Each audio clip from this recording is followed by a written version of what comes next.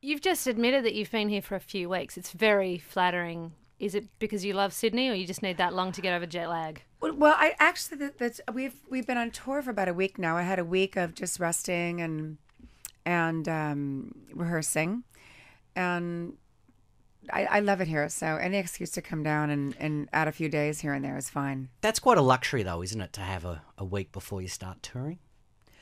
Um, yeah, I guess so. I mean, because usually it's bam, bam, bam. But I'm no spring chicken, so I need a little bit of time, and I need to pace myself with rehearsals too because of my voice. So, it's a necessary luxury. What do you do to maintain your voice? Is it?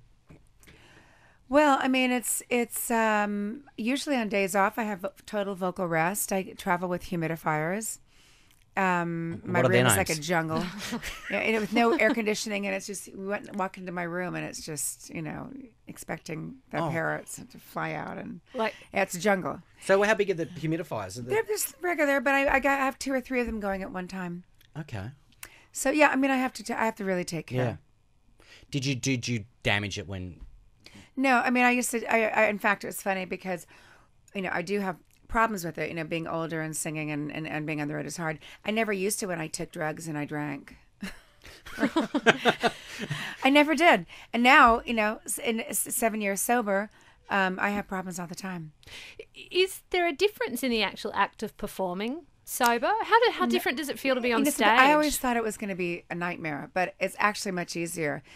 Because at the risk of sounding pretentious, and it does sound very pretentious, that a lot of artists and then singers, and then when they're singing, it's almost like an energetic thing. It's like it's going to sound very pretentious. It's like connecting to something greater than yourself when you're in like the pocket of something. So usually, like drinking or drugs, it obscures that connection. And I always thought. I always went on stage and had a few drinks before I went on. And I didn't know if I'd be able to, but I find it much easier actually. Yeah, Keith Urban said to me once that his problem wasn't when he was on tour.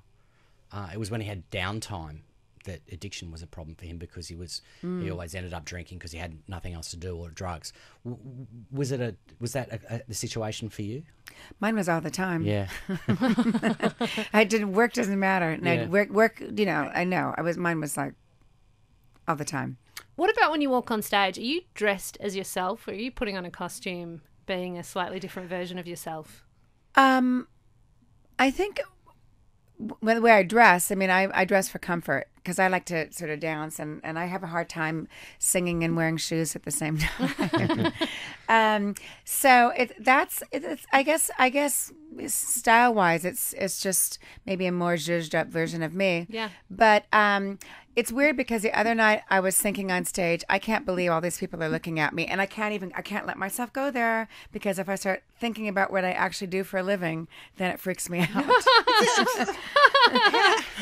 Real. I mean, everyone who's listening now would find that incredible to hear. After doing this since 1977, I still feel that way. This is 35 years. Yeah. Wow. No, I can't think about people coming and actually paying money to see me. I mean, of course, it's amazing and it's flattering, and the songs are really good. But when I really think about what I do for a living, because it's so not me, and when I'm off stage, I'm like the anti-Ham. Was drinking part of No. No. I know that was because, well, I guess I always had a bit of the Ham in me when I was younger. I mean, now I definitely do not. But yeah, I mean, and plus, I mean, I loved music, and the punk movement at that time enabled you to participate if you didn't have any training. So that's what made it so great, and that's kind of why I ended up being a singer too. The timing of this chat seems remarkable to us because, of course, we've just witnessed Whitney's passing. How did that feel watching that? Well, she was 48. I got sober when I was 47. And, I mean, it was, of course, incredibly sad. And through the years, seeing, the tabloids and seeing pictures of her bathroom with all the paraphernalia, it used to look like my bathroom. And it was really uncomfortable to see photos like that. Of course, it was horrible, and to think that, I mean, my life later in life, I was able to make significant changes, and it's possible for somebody to make those kind of changes late in life. And I always thought it would be, oh, I'm always going to be like this. So, and to have a life that's so, my world is so huge and vast and more exciting than it ever was when I was at the top of the charts. To think that she could have had that and didn't have a chance for that was really sad. 28 years. Mm-hmm. Is it 25 years of marriage, 28 years yeah, together? 20 exactly. Yeah. It's pretty remarkable, and he's seen you through so many different phases of your life. He should be a saint. He should be sainted, actually.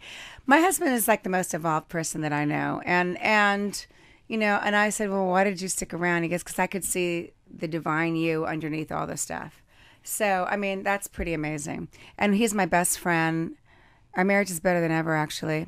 I mean, we have a lot of separation. I think that's part of the reason why it works. And, I mean,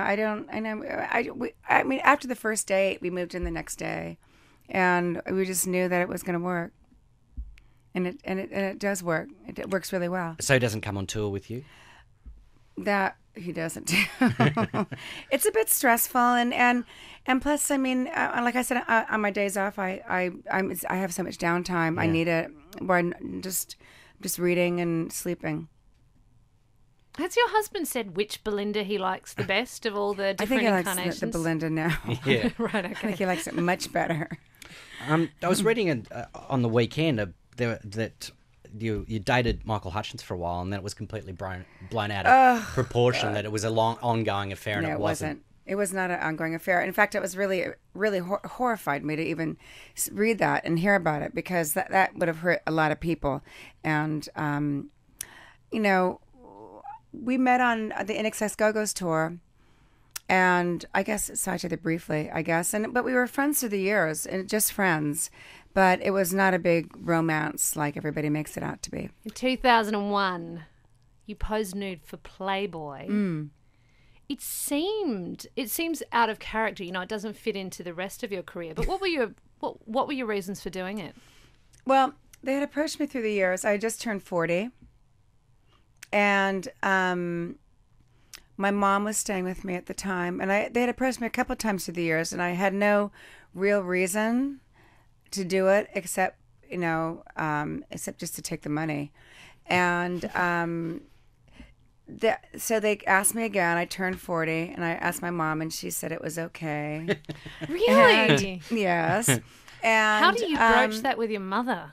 Do you make her a cup of tea first? I don't have a problem with nudity. Yeah. And Playboy is iconic. And I had certain conditions that the only way I would do it is if I could be in like a 50s character. It'd have to be in the vein of like the pinup, and it wasn't vulgar. It was done. It was well done, except, which I think is really funny, is that the pictures in the magazine were like, they're airbrushed, like beyond any recognition.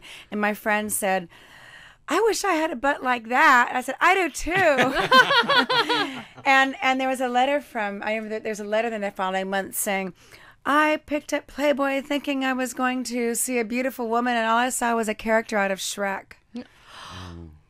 Which I laughed, and I had to agree with that, but they have to make everybody thin. They have to make my arms are like this big. And I was a bit disappointed with that, because I thought it could be a really good message, actually being a certain age. Yeah. You don't have to be thin. You don't have to be blonde. And then you ended up being thin. Well, Belinda Carlisle, it's been lovely to have you in the studio. Thanks so much for coming to see us, and you're on tour at the moment.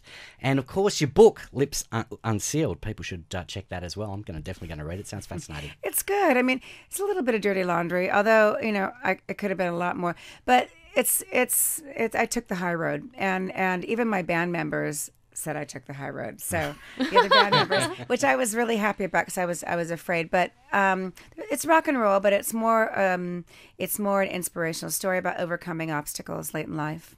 We appreciate you sharing your stories with us this morning, and good to see you. Thank you.